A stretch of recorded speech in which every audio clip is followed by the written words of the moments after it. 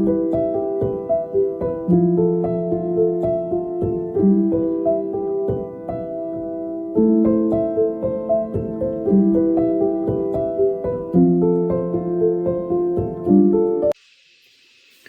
ನಮಸ್ಕಾರ. ಪುಷ್ಪಾ ಶೆಟ್ಟಿಸ್ ಕುಕಿಂಗ್ ಡೈರಿಗೆ ಸ್ವಾಗತ. ನಾನಿವತ್ತು ಮಶ್ರೂಮ್ ಇಂದ ಒಂದು ಪೆಪ್ಪರ್ ಗ್ರೇವಿಯನ್ನ ಮಾಡೋಣ ಅಂತಿದ್ದೀನಿ. ಅದಕ್ಕೆ ನಾನಿಲ್ಲಿ 1 ಪ್ಯಾಕ್ ಆಗುವಷ್ಟು ಮಶ್ರೂಮ್ ಅನ್ನ ತಗೊಂಡಿದ್ದೀನಿ. ಹಾಗೂ 2 ದೊಡ್ಡ ಈರುಳ್ಳಿಯನ್ನ ಕಟ್ ಮಾಡಿ ಇಟ್ಕೊಂಡಿದ್ದೀನಿ.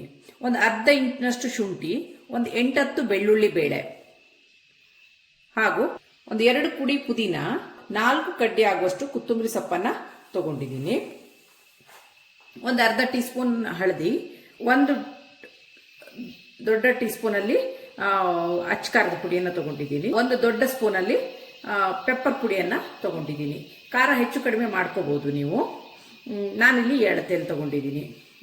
ಅರ್ಧ ಟೀ ಸ್ಪೂನ್ ಆಗುವಷ್ಟು ಗರಂ ಮಸಾಲವನ್ನು ತಗೊಂಡಿದ್ದೀನಿ. ಒಂದು 2 ಕರಿಬೇವು ಎಲೆಯನ್ನು ತಗೊಂಡಿದ್ದೀನಿ. ಇದನ್ನ ಈಗ ಹೇಗೆ ಮಾಡೋದು ಅಂತ ನೋಡೋಣ.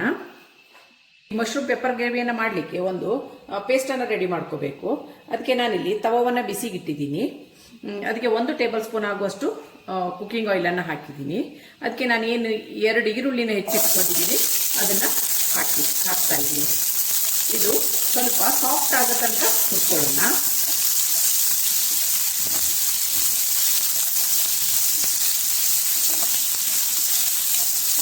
ಇದು ನಮ್ಮನೇಲಿ ಎಲ್ರಿಗೂ ಆಲ್ ಟೈಮ್ ಫೇವ್ರೇಟ್ ಗ್ರೇವಿ. ಇದು ಅಕ್ಕಿ ರೊಟ್ಟೆ ಜೊತೆಗಂತೂ ತುಂಬಾನೇ ಚೆನ್ನಾಗಾಗುತ್ತೆ.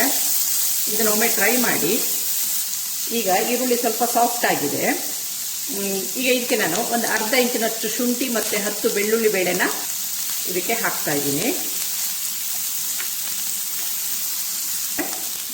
ಈಗ ಈರುಳ್ಳಿ ಬೆಳ್ಳುಳ್ಳಿ ಶುಂಠಿ ಏನು ಹಾಕಿದ್ದೀನಿ ನಾನು, ಅದು ಸ್ವಲ್ಪ ಬ್ರೌನ್ ಕಲರಿಗೆ ತಿರುಗ್ತಾ ಇದೆ. ಇಷ್ಟಾದರೆ ಸಾಕು. ಈ ಹಂತದಲ್ಲಿ ಏನು ಕೊತ್ತಂಬರಿ ಸೊಪ್ಪು ಪುದೀನ ಸೊಪ್ಪನ್ನು ತಗೊಂಡಿದ್ದೀವಿ ಅದನ್ನು ಹಾಕಿ ಸ್ವಲ್ಪ ಹುರ್ಕೊಳ್ಳೋಣ.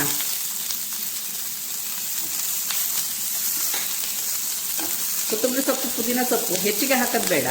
ಒಂದು 2 ಕಡ್ಡಿ ಪುದೀನ ಮತ್ತು ಒಂದು 4 ಕಡ್ಡಿ ಆಗುವಷ್ಟು ಕೊತ್ತಂಬರಿ ಸೊಪ್ಪನ್ನು ಹಾಕಿದರೆ ಸಾಕು. ಈಗ ಇದು ಆಗಿದೆ. ಈಗ ಗ್ಯಾಸನ್ನು ಆಫ್ ಮಾಡೋಣ. ಇದು ತಣ್ಣದಾದ್ಮೇಲೆ ಇದನ್ನು ಪೇಸ್ಟ್ ಮಾಡ್ಕೊಳ್ಳೋಣ. ಈಗ ಅಷ್ಟರಲ್ಲಿ ನಾವು ಮಶ್ರೂಮನ್ನು ಕ್ಲೀನ್ ಮಾಡ್ಕೊಳ್ಳೋಣ.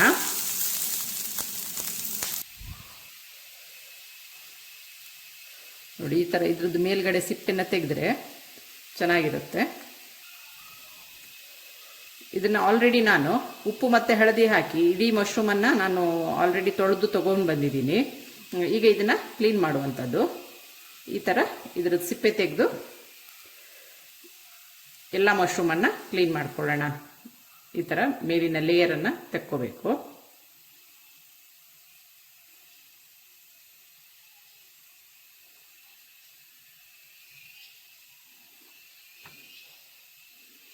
ಹೀಗೆ ಎಲ್ಲ ಮಶ್ರೂಮನ್ನು ಕ್ಲೀನ್ ಮಾಡ್ಕೊಳ್ಳೋಣ.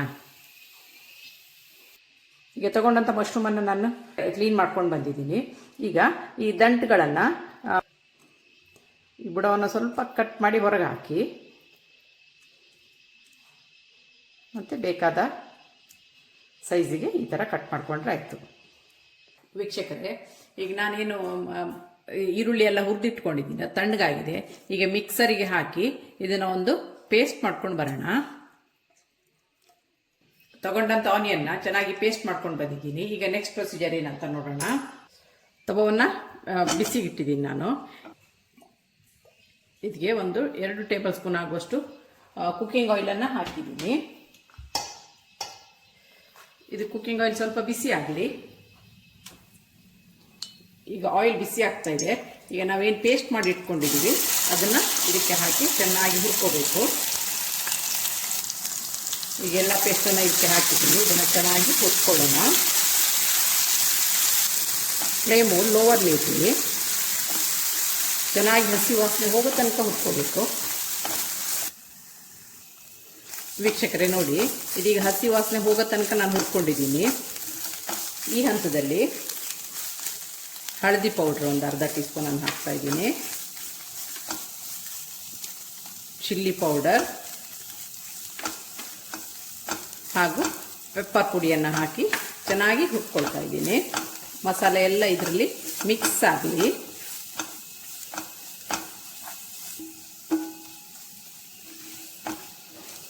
ನೋಡಿ ಮಸಾಲೆ ಎಲ್ಲ ಗ್ರೇವಿ ಜೊತೆ ಚೆನ್ನಾಗಿ ಹೊಂದ್ಕೊಂಡಿದೆ. ಈ ಹಂತದಲ್ಲಿ ನಾವೇನು ಮಶ್ರೂಮನ್ನು ಕಟ್ ಮಾಡಿ ಇಟ್ಕೊಂಡಿದ್ದೀವಿ, ಈ ಮಶ್ರೂಮನ್ನು ಇದಕ್ಕೆ ಹಾಕ್ತಾ ಇದ್ದೀನಿ. ಇದನ್ನ ಚೆನ್ನಾಗಿ ಮಸಾಲೆ ಜೊತೆ ಹುರ್ಕೊಳ್ಳೋಣ.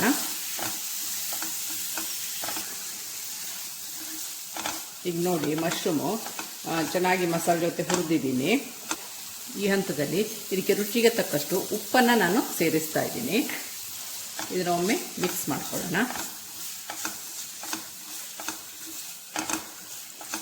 ವೀಕ್ಷಕರೇ, ಫ್ಲೇಮು ಲೋವಲ್ಲೇ ಇರಲಿ, ಹೈ ಫ್ಲೇಮಲ್ಲಿ ಮಾಡ್ಕೋಬೇಡಿ. ಇದು ಚೆನ್ನಾಗಿ ಹದವಾಗಿ ಲೋ ಫ್ಲೇಮಲ್ಲಿ ಬೆಂದರೆ ಗ್ರೇವಿ ಚೆನ್ನಾಗಾಗುತ್ತೆ. ಈಗ ಲಿಡ್ಡನ್ನು ಮುಚ್ಚಿಟ್ಟು ಸ್ವಲ್ಪ ಹೊತ್ತು ಬೇಯಿಸೋಣ. ಈಗ ಗ್ರೇವಿ ಹೇಗಾಗಿದೆ ನೋಡೋಣ. ನೋಡಿ, ಸೈಡಲ್ಲೆಲ್ಲ ಎಣ್ಣೆ ಬಿಟ್ಕೊಂಡು ಇದು ಗ್ರೇವಿ ರೆಡಿ ಆಗ್ತಾ ಇದೆ. ಈಗ ಉಪ್ಪು ಖಾರ ಎಲ್ಲ ಮಸಾಲೆ ಎಲ್ಲ ಅಳವೆ ಎಳ್ಕೊಂಡಿದೆ ಚೆನ್ನಾಗಿ. ಈ ಹಂತದಲ್ಲಿ ಮಿಕ್ಸಿ ತೊಳೆದ ನೀರನ್ನು ಹಾಕ್ತಾ ಇದ್ದೀನಿ.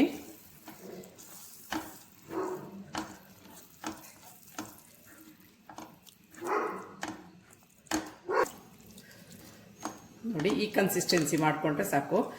ಈ ಹಂತದಲ್ಲಿ ಒಮ್ಮೆ ಉಪ್ಪು ಖಾರ ಎಲ್ಲವನ್ನ ನೋಡ್ಕೊಳ್ಳಿ. ಈಗ ಕುದಿಯಕ್ಕೆ ಶುರುವಾಗಿದೆ.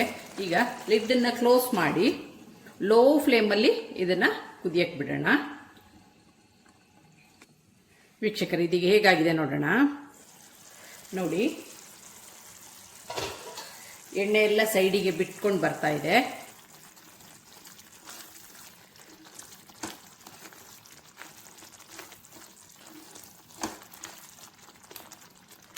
ಈಗ ಮಶ್ರೂಮ್ ಎಲ್ಲ ಚೆನ್ನಾಗಿ ಬೆಂದಿದೆ ಇದರಲ್ಲಿ.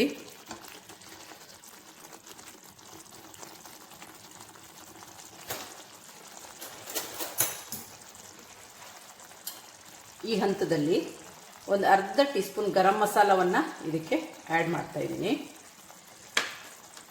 ಸ್ವಲ್ಪ ಕರಿಬೇವನ್ನು ಮೇಲ್ಗಡೆ ಹಾಕ್ತಾ ಇದ್ದೀನಿ.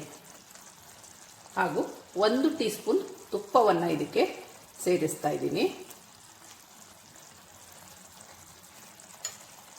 ಈಗ ಇದನ್ನ ಚೆನ್ನಾಗಿ ಕುದಿಯಕ್ಕೆ ಬಿಡೋಣ.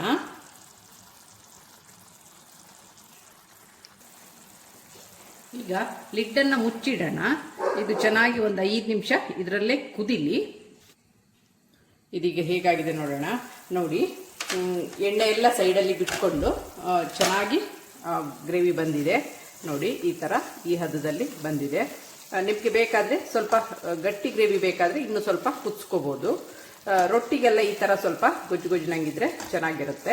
ಈಗಾಗಲೇ ನನ್ನ ಚಾನಲ್ನಲ್ಲಿ ರೆಸ್ಟೋರೆಂಟ್ ಸ್ಟೈಲಲ್ಲಿ ಹೇಗೆ ಮಶ್ರೂಮ್ ಗ್ರೇವಿಯನ್ನು ಮಾಡೋದು ಅಂತೇಳಿ ನನ್ನ ಚಾನಲ್ ಈಗಲೇ ಪೋಸ್ಟ್ ಮಾಡಿದ್ದೀನಿ. ಅದರ ಲಿಂಕನ್ನು ಡಿಸ್ಕ್ರಿಪ್ಷನ್ ಬಾಕ್ಸಲ್ಲಿ ಹಾಕ್ತೀನಿ. ಅದನ್ನು ಒಮ್ಮೆ ನೋಡ್ಕೊಳ್ಳಿ. ಅದು ಸಹ ತುಂಬಾ ಚೆನ್ನಾಗಾಗುತ್ತೆ. ಇದು ಅಕ್ಕಿ ರೊಟ್ಟಿಗಂತೂ ತುಂಬಾ ಚೆನ್ನಾಗಿರುವಂಥ ಒಂದು ರೆಸಿಪಿ ಅಂತಲೇ ಹೇಳ್ಬೋದು. ಇದಕ್ಕೆ ಸ್ವಲ್ಪ ಕೊತ್ತಂಬರಿ ಸೊಪ್ಪನ್ನು ಮೇಲೆ ಉದುರಿಸಿದರೆ ರುಚಿಯಾದ ಮಶ್ರೂಮ್ ಗ್ರೇವಿ ಸವಿಯಲು ಸಿದ್ಧವಾಗುತ್ತೆ. ಇದಾಗಿರುತ್ತೆ ಇವತ್ತಿನ ನನ್ನ ಡೈರಿಯ ರೆಸಿಪಿ. ನಿಮಗೆ ನನ್ನ ಈ ರೆಸಿಪಿ ಇಷ್ಟವಾದಲ್ಲಿ ಪುಷ್ಪಾ ಶೆಟ್ಟಿಸ್ ಕುಕಿಂಗ್ ಡೈರಿ ಇದಕ್ಕೆ ಒಂದು ಲೈಕ್ ಕೊಡಿ, ಶೇರ್ ಮಾಡಿ, ಕಮೆಂಟ್ ಮಾಡಿ. ಹಾಗೆಯೇ ಸಬ್ಸ್ಕ್ರೈಬ್ ಆಗಿಲ್ಲ ಅಂದರೆ ಸಬ್ಸ್ಕ್ರೈಬ್ ಆಗಿ, ಹಾಗೂ ನಿಮ್ಮ ಫ್ಯಾಮಿಲಿ ಮತ್ತು ಫ್ರೆಂಡ್ಸ್ಗಳ ಜೊತೆನೂ ಹಂಚಿಕೊಳ್ಳಿ. Thanks for watching. ಈ ಥರ ಮೇಲೆ ಕೊತ್ತಂಬರಿ ಸೊಪ್ಪನ್ನು ಉದುರಿಸಿದರೆ ಈಗ ರುಚಿಕರವಾದ mushroom pepper gravy ready to serve. Thanks for watching.